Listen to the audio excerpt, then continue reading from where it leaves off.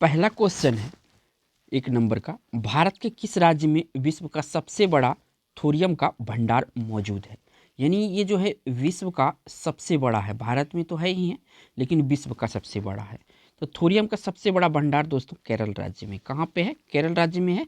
A option सही है।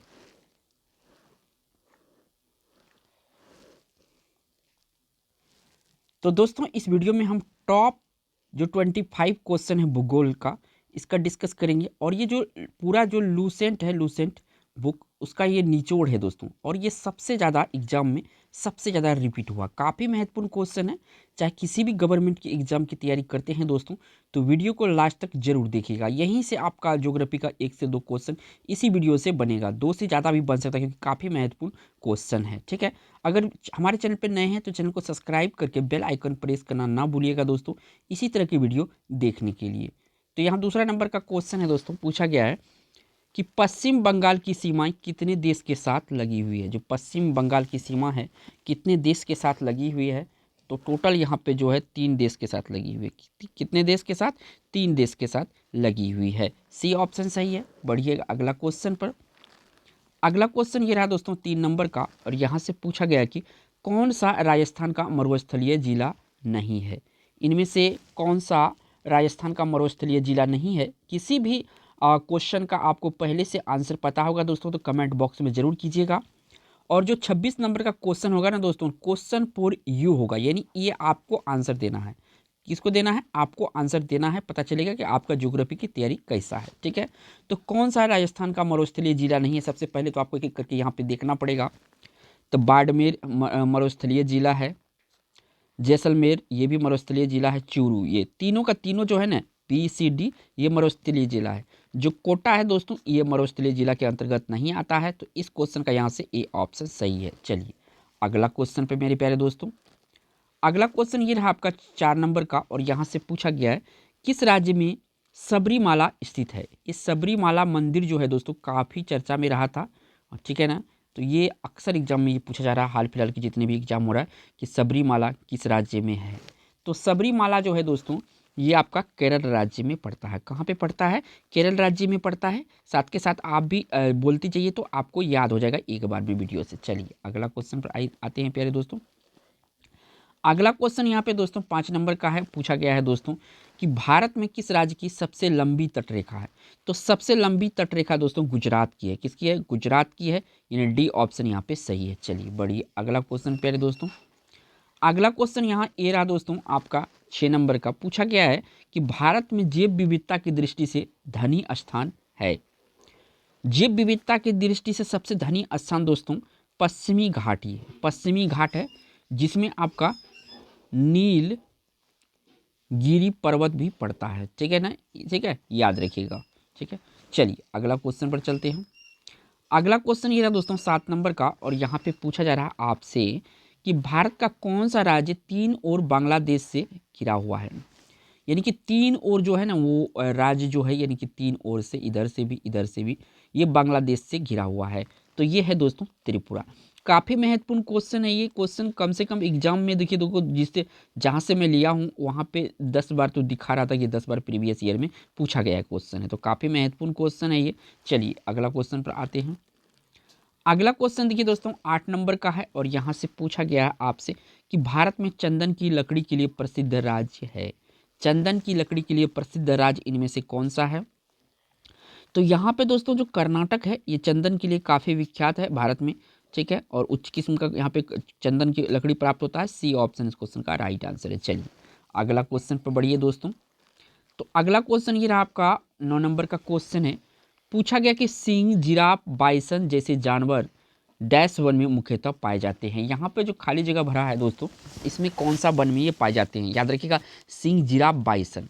तो देखिए दोस्तों सिंह, जिराफ, बाइसन जो है ये आपका घास स्थल में पाया जाता है। किसमें, घास स्थल में पाया जाता है। यानी इस क्वेश्चन का राइट आंसर बी ऑप्शन सही है। चलिए अगला क्वेश्चन 10 नंबर पे आइए प्यारे दोस्तों। अगला क्वेश्चन यहाँ पे 10 नंबर का है, पूछा जा रहा है कि राष्ट्रीय वन अनुसंधान संस्थान कहाँ स्थित है। राष्ट्रीय वन अनुसंधान संस्थान कहाँ स्थित है। तो राष्ट्रीय वन अनुसंधान संस्थान दोस्तों ये है आपका देहरादून में। कहाँ पे है? देहरादून में है। और ये दोस्तों यूके यानी उत्तराखंड में पड़ता है। ये उत्तराखंड की राजधानी है वर्तमान में दोस्तों, देहरादून। ठीक है, याद रखिएगा। और ये क्वेश्चन भी काफ़ी महत्वपूर्ण है क्योंकि कितने बार एग्जाम में ये पूछा जा चुका है। चलिए अगला क्वेश्चन पर मेरे प्यारे दोस्तों। अगला क्वेश्चन 11 नंबर का है, काफ़ी महत्वपूर्ण क्वेश्चन है ये भी, कि भूमध्य रेखा के निकट किस तरह के वन पाए जाते हैं। ये जो भूमध्य रेखा है उसके निकट किस तरह के वन पाए जाते हैं, तो वहाँ पे दोस्तों उष्णकटिबंधीय वन पाए जाते हैं। यहाँ पे याद रखिएगा, उष्णकटिबंधीय वन पाए जाते हैं। डी ऑप्शन यहाँ पे सही है। चलिए अगला क्वेश्चन पे बढ़ते हैं दोस्तों। अगला क्वेश्चन ये रहा आपका 12 नंबर का, काफ़ी महत्वपूर्ण क्वेश्चन है ये। पारिस्थितिकी संतुलन बनाए रखने के लिए भारत में वन क्षेत्र कितने अनुपात में होना चाहिए। देखिए दोस्तों, अगर 100 एकड़ ज़मीन भारत में एक एग्जाम्पल के तौर पे मैं लेता हूँ, तो यहाँ जो है कि 33.33 एकड़ जो है दोस्तों, क्या होना चाहिए, प्रतिशत कहे या एकड़ में बोले तो एकड़ में कहे, इतना 33.3% जो है क्या होना चाहिए, वन होना चाहिए भारत में संतुलन बनाए रखने के लिए। सी ऑप्शन सही है। काफ़ी महत्वपूर्ण ये भी क्वेश्चन है। ये भी क्वेश्चन 10 से 12 बार पूछा जा चुका है, जो प्रीवियस ईयर लूसेंट है उसमें जाके देख सकते हैं। अब चलिए अगला क्वेश्चन पर आते हैं। अगला क्वेश्चन यहाँ पे 13 नंबर का है। जितने भी क्वेश्चन है सारे महत्वपूर्ण है अपने आप में। मध्य प्रदेश का शिवपुरी राष्ट्रीय पार्क किस लिए महत्वपूर्ण है। मध्य प्रदेश का शिवपुरी राष्ट्रीय पार्क किस लिए प्रसिद्ध है, तो देखिए इस ये यहाँ प्रसिद्ध होने का, यहाँ पे तेंदुआ है और चीतल, तेंदुआ और चीतल के लिए जो है कि मध्य प्रदेश का शिवपुरी पार्क प्रसिद्ध है। यहाँ से ये भी याद रखिएगा दोस्तों, ये जो शिवपुरी पार्क है ना, ये मध्य प्रदेश में यानी एमपी में है, आपको याद रखना क्योंकि ये भी एग्जाम में पूछा जा चुका है। चलिए अगला क्वेश्चन पर आ जाते हैं। अगला क्वेश्चन यहाँ पे 14 नंबर का है दोस्तों। यहाँ पे पूछा गया है, एकमात्र अभ्यारण्य जहाँ कश्मीरी महामृग पाया जाता है। एकमात्र, वर्ल्ड में एकमात्र जो कि यहाँ पे है दोस्तों कश्मीरी महामृग पाया जाता है, तो ये पाया जाता है दोस्तों, या कश्मीरी हिरण भी कह सकते हैं, दाचीग्राम राष्ट्रीय उद्यान में। कहाँ पे? दाचीग्राम राष्ट्रीय उद्यान। बी ऑप्शन यहाँ पे सही है। चलिए प्यारे दोस्तों बढ़िए अगला क्वेश्चन पर। अगला क्वेश्चन ये रहा दोस्तों आपका 15 नंबर का। पूछा गया कि कुगटी वन्य पशु विहार किस राज्य में है। कुगटी वन्य पशु विहार किस राज्य में है, तो देखिए कुगटी की अगर बात चल रहा है दोस्तों, तो ये है आपका हिमाचल प्रदेश में। कहाँ पे है? हिमाचल प्रदेश में है। सी ऑप्शन यहाँ पे सही होगा। चलिए दोस्तों बढ़िए अगला क्वेश्चन पर। अगला क्वेश्चन ये रहा आपका 16 नंबर का। पूछा गया कि साइलेंट वैली में दुर्लभ और नष्ट प्राय पशु कौन सा है। दुर्लभ और नष्ट प्राय जो कि विलुप्त होने की कगार पे है, ये कौन सा पशु है, तो ये पशु है दोस्तों आपका सी, यानी कि यहाँ पे सी ऑप्शन सही है। शेर की पूंछ जैसा मैकायू। ठीक है, शेर का पूंछ जैसा मैकायू जो है दोस्तों ये है। ठीक है, सी ऑप्शन यहाँ पे सही है। ठीक है दोस्तों, बढ़ते हैं अगला क्वेश्चन पर। नेक्स्ट यहाँ से जो क्वेश्चन पूछा गया दोस्तों 17 नंबर का क्वेश्चन है, काफ़ी महत्वपूर्ण क्वेश्चन है ये भी। नागरहोल नेशनल पार्क किस राज्य में है। ये जो नागरहोल नेशनल पार्क है ये किस राज्य में है, तो नागरहोल नेशनल पार्क है दोस्तों ये आपका कर्नाटक राज्य में है। कहाँ पे है? कर्नाटक राज्य में है। बी ऑप्शन यहाँ पे सही है। चलिए दोस्तों अगला क्वेश्चन पर चलते हैं। अगला क्वेश्चन ये रहा आपका 18 नंबर का, काफ़ी महत्वपूर्ण क्वेश्चन है दोस्तों। तो ये पूछा गया है कि भरतपुर पक्षी अभ्यारण्य किस राज्य में है। भरतपुर पक्षी अभ्यारण्य किस राज्य में है दोस्तों, तो ये दोस्तों राजस्थान में है। कहाँ पे है? राजस्थान में है। याद रखिएगा ये जो भरतपुर पक्षी अभ्यारण्य ये बार बार एग्जाम में पूछा जाता है। चलिए अगला क्वेश्चन पर चलते हैं दोस्तों। और इस क्वेश्चन में काफ़ी महत्वपूर्ण क्वेश्चन मैं शामिल किया हूँ इस वीडियो में, कि सुंदरवन के जंगल को क्या कहा जाता है। ये सुंदरवन जो है दोस्तों सुंदरवन डेल्टा के नाम से भी जाना जाता है।